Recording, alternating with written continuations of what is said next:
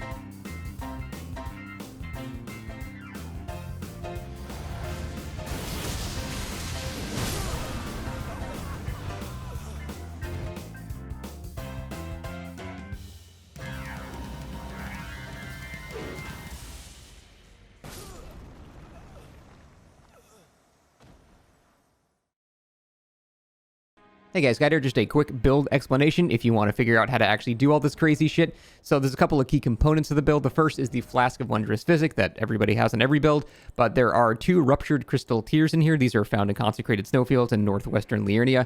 When you put these in your flask and you drink your flask, after 3.2 seconds, you just explode. You take 700 flat damage, which is unmitigatable in any way. You can't avoid it. You can't iframe it. You will always take 700 damage.